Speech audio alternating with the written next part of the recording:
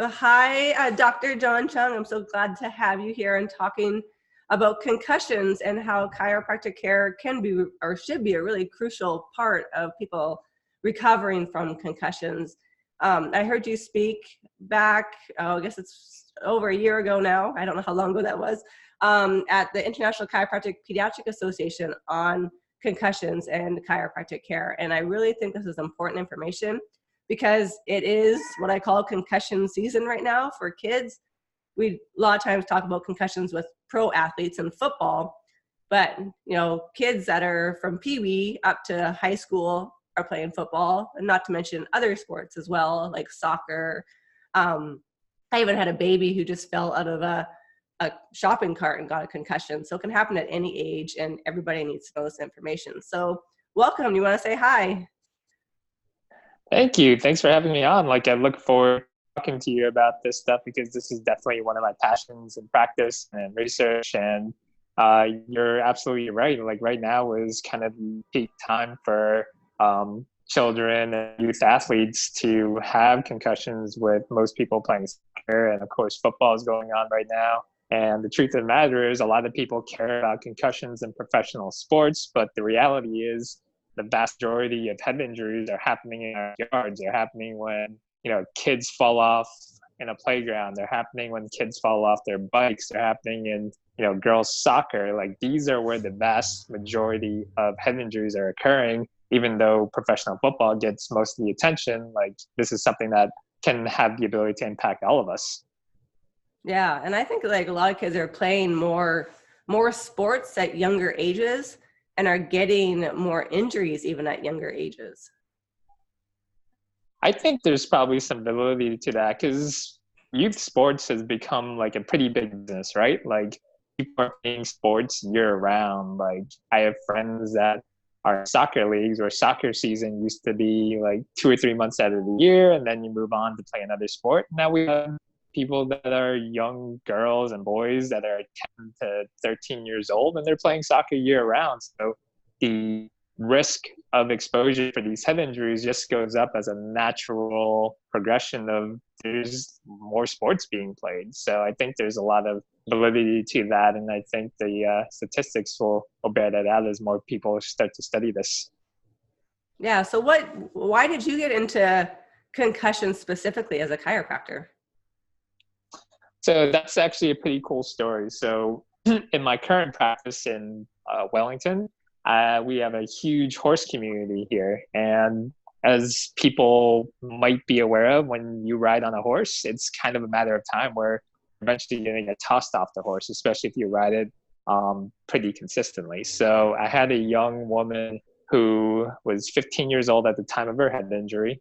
She got tossed from a horse, and she's a high-level rider. And she had gone to a vestibular therapist. She had gone to other physical therapists, a neurologist, and other chiropractors, and she was still struggling with a lot of symptoms of head injury. So one of the things to know is that when people suffer a concussion, they are most likely going to symptomatically get better within 7 days, and kids usually about 14 days. Once it starts to get past that point, then people start to be classified as having post-concussion syndrome, where the concussion symptoms are lasting beyond that 14-day window. So she had been suffering with these post-concussion symptoms for about 3 months. And she came into our office, and I did a chiropractic analysis on her. I focused on the area of chiropractic called upper cervical care. So I really focused in on the top of the head and neck, and we noticed that there was an injury up at that top area of the neck at the vertebrae level called the atlas. So we did a really gentle adjustment to the top bone in the neck, and then within about 2 weeks, she was actually feeling a lot better, and she was actually able to ride a horse again. And when you work with people that are kind of in a niche community, people start to talk about the fact that, oh, Dr. Chung really helped out with my daughter's head injury symptoms, and there's so many equestrians that have head injuries. We started to see a whole bunch of it, and that kind of took me down this path of really trying to understand what's happening with concussions, how cervical spine is related, and that really became a passion of mine because we just started to see a high volume of patients who had hit their head, and a lot of them were getting better from the work that we were doing. Yeah. So what are some of the symptoms of concussion and post-concussion symptoms? Sure. So in a classic case with concussion, so if we're talking about someone that just recently hit their head, they're going to have some confusion, they're going to have some cognitive impairments, maybe a little bit of memory loss, and they will usually have things like a pretty bad headache. Dizziness is also a pretty big thing with that too. People with post-concussion syndrome generally are going to have the headache and dizziness that tend to persist. So if they're feeling headachy and dizzy long after their time of their head injury, then that's going to be the most common symptoms. But it's not the only symptoms. A lot of people might have something like brain fog, where they have a really hard time concentrating. Some people might have a movement disorder where they might show tics in their hands or their neck or their head, where you see some type of abnormal movement patterns. Some people will develop things like dystonia after a concussion. So there's a wide variety of symptoms that can come with post-concussion syndrome, but the most common things are persistent headache and persistent dizziness. Yeah. And I think a lot of people don't realize that that can be coming from the injury to the upper cervical spine.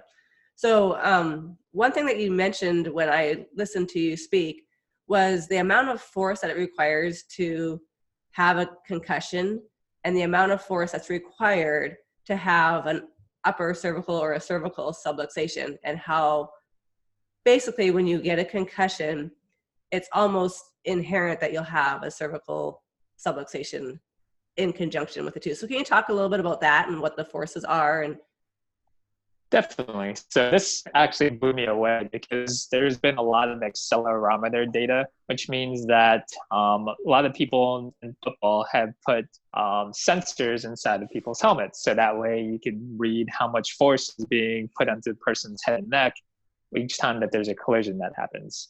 And the average amount of force that it takes to trigger a concussive event is about 90 Gs of force, which is a lot. So when there's 90 Gs of force applied, then there's a chance that you might endure some type of concussion injury if your head and neck is not prepared to take that force on. And then when we compare that to the amount of force that it takes to create a ligament injury in the neck, and that's about 4 Gs of force. So the average amount of force that someone might have with a little bumper to bumper type of car accident injury is probably going to be right around 5 to 6 Gs. So that's causing a whiplash. So you take someone that has taken a concussion, which you're getting at least 75 Gs of force in there, and then the average whiplash case is going to take about 4 Gs of force. Like, it's really, really hard to imagine a scenario where someone can have a sports-related concussion and not also injure their cervical spine. And that's where we came to the idea that it's really, really hard to have a concussion without also injuring your neck. And there's more people that are doing research that's showing this is the case. And the more severe the neck injury, the harder the recovery it is for these people with persistent concussion symptoms. So if you have things like neck pain or arm pain, in addition to having your concussive symptoms, a lot of data is starting to show that these people take longer to recover than your average concussion patient. yeah, so to me as a chiropractor, obviously, it seems imperative that anybody who has a concussion should really be assessed, at least assessed, and probably is going to need to have care with a chiropractor for optimal recovery, right? Yeah, certainly you want someone that's going to have an expertise in the cervical spine. And there's not too many professionals out in the world that do as much work in the biomechanics of the cervical spine than your chiropractor. So having a chiropractor that's super well trained in taking care of the neck, and especially understanding the mechanical differences between, a pediatric cervical spine and adult cervical spine, is even really more important when you're working with some of the pediatric population. Yeah. And do you ever get into nutritional supplementation or things to help people to recover from neurological damage like that? So while I don't practice that much on the nutrition side in the office, I do make recommendations for people to look at some nutritional things that involves things with brain injury. So one of the things that seems to be helpful across the board for neurological type issues is the ketogenic diet. So when people transition from a high carb type diet towards having a diet that produces nutritional ketosis. It seems to be beneficial for a lot of people with cognitive issues. There's some preliminary data that shows it's helpful for people with migraines, and there's a whole lot of data that supports that it's really helpful for epilepsy. One of the other things from a concussion standpoint is that omega-3s seem to have some physiological protective mechanisms there. So while the clinical data that shows that it helps improve symptoms isn't really there, there are some blood biomarker studies that show that athletes that have sufficiency in omega-3s tend to have lower biomarkers of things that are usually seen in patients with brain injury. Okay, so this is something that parents should actually be doing preemptively with kids as a healthy dietary supplement in general then, because we want to do it before they even have a concussive event or an injury. Yeah, especially when it comes to understanding the fact that like there's not really downside to getting deficiency in omega-3s, right? Yeah. So because there's no downside, and like, you know, most people are going to be deficient in some of these fatty acids just because like not many people are eating enough, you know, fatty fish in order to get their omega-3 levels in the appropriate amount. So having some supplementation to get there is probably going to be a super beneficial thing for most people.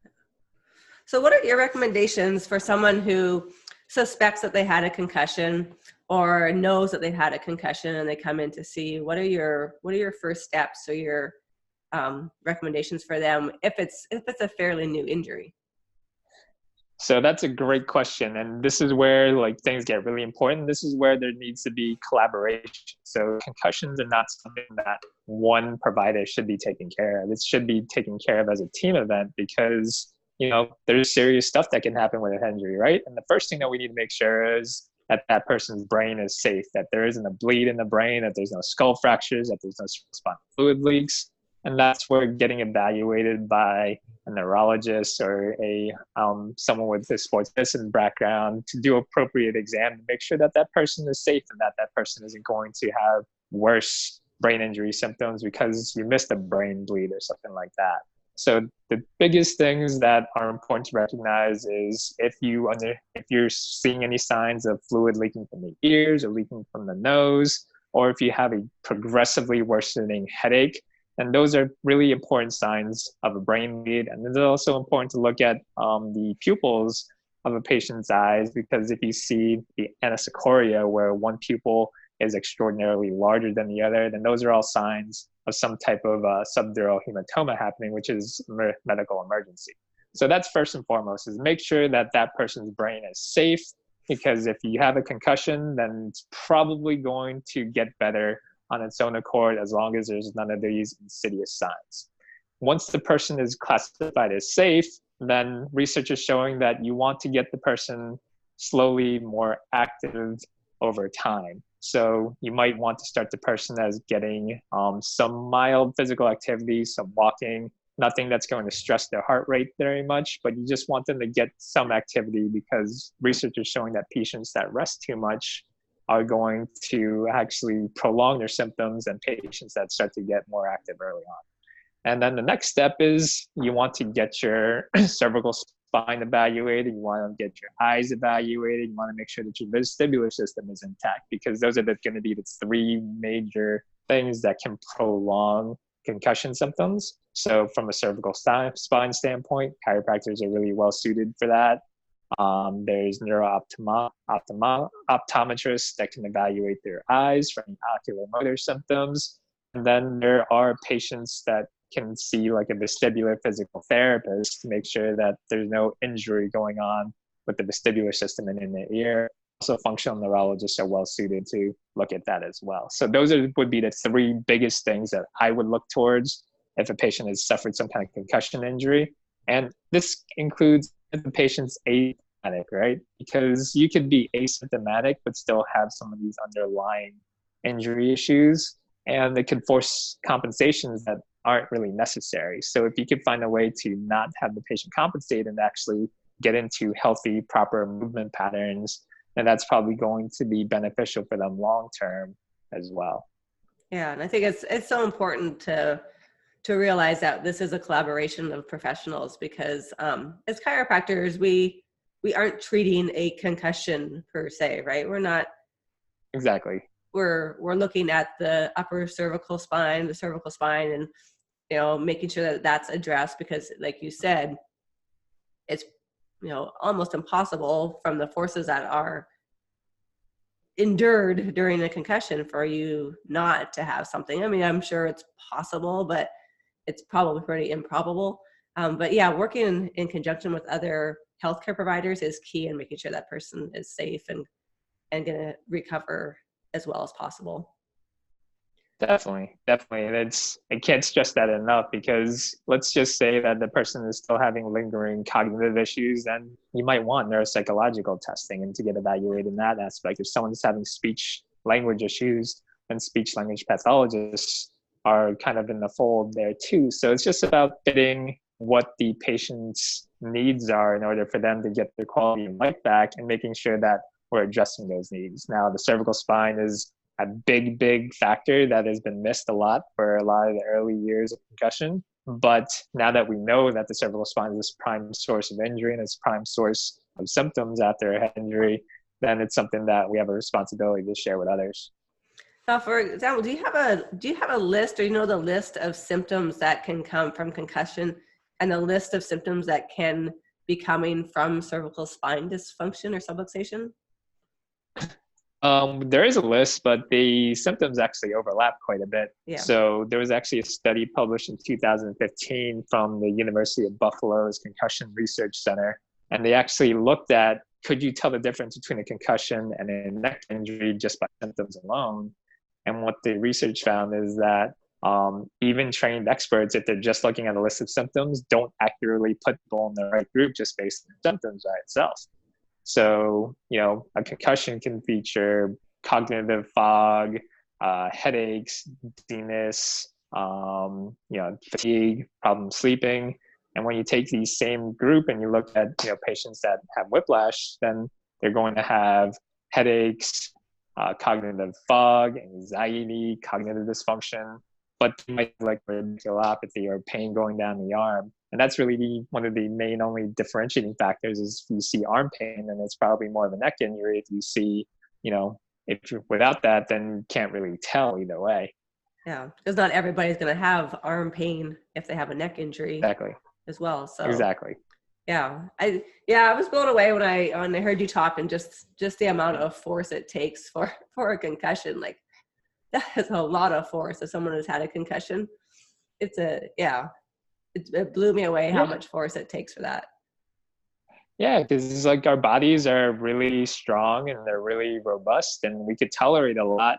But some sports are just like, we're not really meant for human beings to play on a consistent level. So like football is something that's like completely, it's designed to create, head injuries in people in a sort of way. So is boxing. Like, these are not things that the human frame was really designed to endure.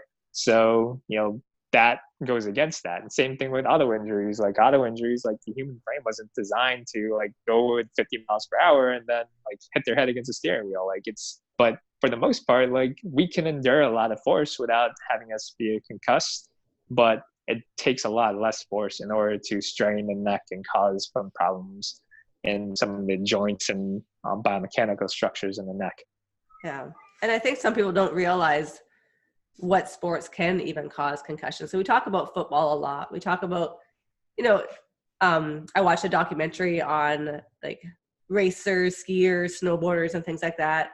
And of course, they're doing crazy tricks and falling from high places and things like that. So of course but there are sports that we don't think about. I know you mentioned this a lot before, but soccer, people don't normally think. They're starting to think about it, I think, more now, but before, people didn't realize, and people are surprised when I mentioned that soccer is a high rate of concussion for a sport, especially females. I think it's number one for female sports, right?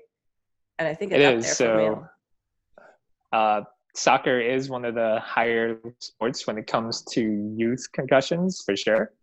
And the big reason for that is have necks that aren't quite as strong as the adult neck.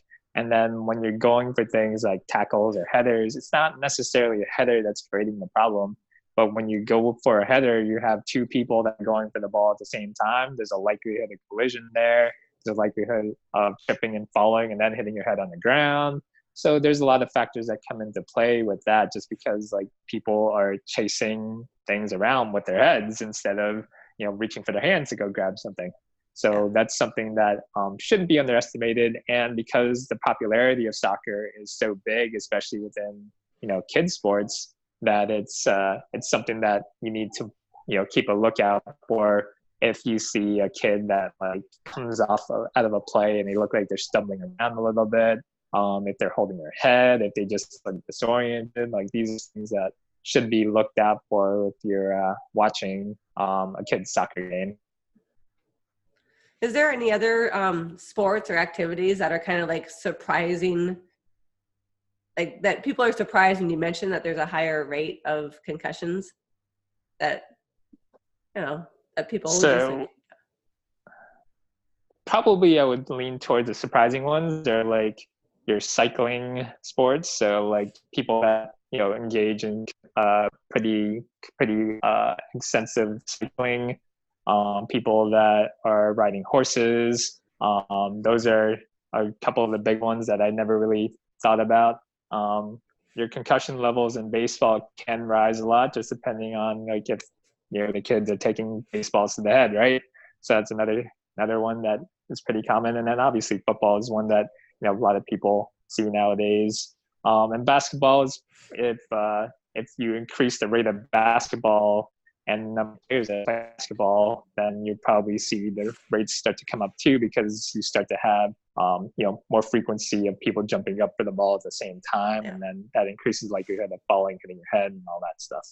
Yeah, and pretty much any sport or any activity, if you have any signs of concussion, you need to get taken care of. And you can have a concussion like in gymnastics or, almost anything you do, you can have a force that causes a concussion if you have a fall and you hit your head. So people need to be aware that it's not just football. It's kind of what the point I'm getting at, because a lot of people think, oh, my kids don't play football, so they're safe. Well, it's not just football. And I personally don't want people to not pursue things that they love to do and be active and be involved in sports and things like that, because being sedentary is probably not healthy for you at all. I know it's not healthy for you. And, but just be aware that concussions can happen no matter what kind of sport or activity you're doing, and how important it is to get checked for that upper cervical spine subluxation that can be causing a lot of issues and delaying healing too. Yeah, that question. And that's the other thing too, is you're absolutely right. When you compare people playing sports to people that are sedentary, like the risk of sedentary behavior is way, way more impactful than, people hitting their heads. So when we look at things from a big scheme of things, like concussions are a significant portion of sports injuries, but they're also a small portion of it when we look at the total volume of things that could happen to someone. So, and the good thing is the vast majority of people that suffer head injury, they do get better and they're not going to have any ill effects of it. And, a lot of cases, like the problems associated with concussion are treatable if you have the right healthcare team as well. So if it were me, like, to get your kids playing many sports as you can, because the value of fitness and the value of hand-eye coordination and just your overall physical strength getting better is so much better for you in the long term than the possible risk of some of these injuries. Yeah. So I think that's all the questions I had for you, and most of the things we wanted to cover. Do you have anything you want to end with, or things that we didn't talk about that you think are important to share? No, I enjoyed the conversation. I that's all I had to say. So the only thing that I have, if you ever want to check out my writing or some of my thoughts about views, I'm pretty active on social media, so you can find me on Twitter and Instagram at Dr. Jon Chung. My practice website is chiropractickeystone.com if you ever want to, get more information about our office. But that's really about it. Yeah. Well, awesome. I will make sure that I have links to all of your contact information and anything you want to share in our show notes. And if anybody wants to reach out and has any questions for me or Dr. Chung, just let us know. We'll be happy to answer your questions. We're here to help make families healthier and happier with information and good, great, loving chiropractic care. So thank you, Dr. Chung, for being with us today. And I hope that this helps families reach a higher level of health and adaptability in their lives from here on out. Thank you so much. Thanks. Bye.